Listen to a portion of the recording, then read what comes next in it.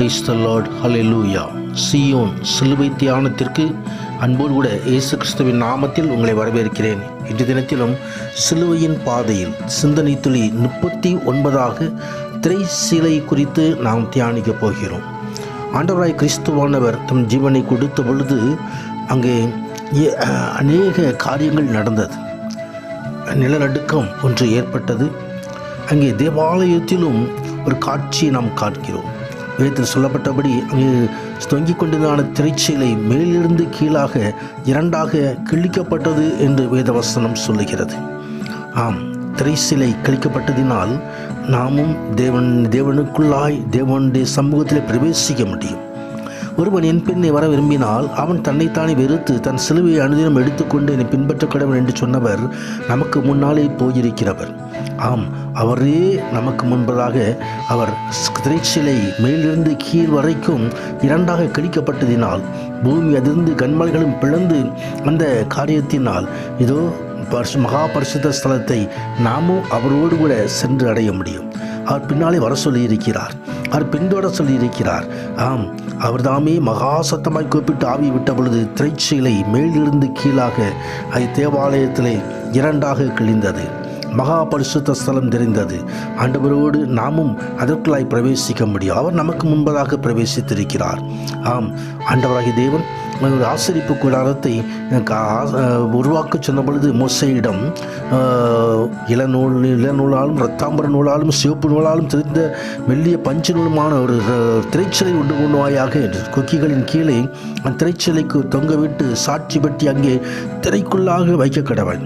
அந்த திரைச்சீலை பரிசுத்த ஸ்தலத்திற்கும் மகா பரிசுத்த ஸ்தலத்திற்கும் பிரிவை உண்டாக்கும் என்று சொல்லி ஆண்டவராகிய தேவனை கட்டளை கொடுக்கிறதை குறித்து பார்க்கிறோம். இந்த பரிசுத்த ஸ்தலத்துக்கும் மகா பரிசுத்த ஸ்தலத்துக்கும் பிரிவு இருக்கிறது. மகா பரிசுத்த ஸ்தலத்துக்குள் யாரும் நுழைய முடியாது. பிரதான ஆசாரியர் மாத்திரம்தான் நுழைய முடியும். ஆனால் நமக்கு முன்னோடியவராகி நமக்கு முன்பாக சென்று கொண்டிருக்கிறவர் இயேசு கிறிஸ்துவானவர் மெல்கிசேதேக்கின் முன்படி நித்திய பிரதான ஆசாரியராக நமக்கு முன்பாக அந்த திரைக்குள்ளே பிரவேசித்திருக்கிறார். ஆம், நம்மையும் வா என்று அழைக்கிறார். அந்த திரைக்குள்ளாய் அவருக்கு பின்தொடர அழைக்கிறார். என்னை பின்தொடர கடவன் என்று அழைக்கிறார். ஆம், அவருக்கு பின்பாதாக நாம் போக முடியும். அவர்தாமே பரிசுத்த ஸ்தலத்திற்குள் அதுக்கு கையினால் செய்யப்பட்டதான அந்த ஆசரிப்பு கூடாரத்தில் அல்ல, பரலோகத்திலே இதோ நமக்காக தேவனுடைய சமூகத்திலே பிரதிஷ்டையாகும்படி பிரவேசித்திருக்கிறார். அவர்தாமே பிதாண்ட வலது பார்சத்தில் நமக்காக இருந்து இப்பொழுதும் வேண்டுதல் செய்து கொண்டிருக்கிறார். ஆம், நம் பரிசுத்த ஸ்தலத்தில் பிரவேசிப்பதற்கு இயேசுவானவர் நமது மாசமாகி திரையின் வழியாய் புதிதும் ஜீவனுமான மார்க்கத்தை உண்டு பண்ணினபடியால் அந்த மார்க்கத்தின் வழியாய் பிரவேசிப்பதற்கு இரத்தத்தினாலே நமக்கு தைரியம் உண்டாயிருக்கிறது. தைரியமாய் ஒரு கிருபாசனத்தண்டை நாம் கிட்டி சேர முடியும். ஆம், அவராலேயன்றி வேறொரு ரட்சிப்பு இல்லை, வேறொரு நாமும் அருளப்படவில்லை. ரட்சிக்கப்படுவதற்கு வானத்தின் கீழெங்கும் மனுஷருக்குள்ளே அவர் நாமம் மாத்திரம்தான் அருளப்பட்டிருக்கிறது என்று வேதவசனம் சொல்கிறது. இயேசு என்ற நாமத்தில் ரட்சிப்பு உண்டு, இயேசு என்ற நாமத்தில் மீட்பு உண்டு. அதைத்தான் அப்போஸ்தலர் 4:12 பார்க்கிறோம். கர்த்தருடைய பரிசுத்த நாமத்திற்கு மகிமை உண்டாவதாக. நானே வழியும் சத்தியமும் ஜீவனுமாயிருக்கிறேன், என்னால் இல்லாமல் ஒருவனும் பிதாவினிடத்தில் வரான். அண்ட சராசரங்களை இந்த உலகமெங்கும் காணப்படி சகலவற்றையும் படைத்த இடத்திலே நாம் கடந்து வர வேண்டுமானால், அந்த பல ராஜ்யத்துக்கு நாமும் கடந்து வர வேண்டுமானால் இதோ அவரே நமக்கு வழியாக சத்தியமாக ஜீவனுமாய் இருக்கிறார். அவரே நமக்கு வழியை வைத்திருக்கிறார். நாம் அவருடைய அந்த வழியிலே பின்பற்றும்படியாக அழைக்கிறார். ஆம், வருத்தப்பட்டு பாரசம் எல்லோரும் வாருங்கள் என்று அழைக்கிறவர். நானே வாசல், என் வழியாக ஒருவன் உட்பிரவேசித்தால் அவன் ரட்சிக்கப்படுவான் என்று யோவான் 10:9 ஆண்டவர் சொல்லியிருக்கிறார். அவரே நமக்கு வாசலாயிருக்கிறார். அவர் வழியாக உட்பிரவேசிக்கும்படியாக அழைக்கிறார். ஆம், அந்த வாசல் இடுக்கமான வாசலாக இருந்தாலும் அந்த வாசல் அது நம்மை ராஜ்யத்துக்கு கொண்டு செல்கிறது, பரலோக ராஜ்யத்துக்கு கொண்டு செல்கிறது, நித்திய ராஜ்யத்துக்கு கொண்டு செல்கிறது.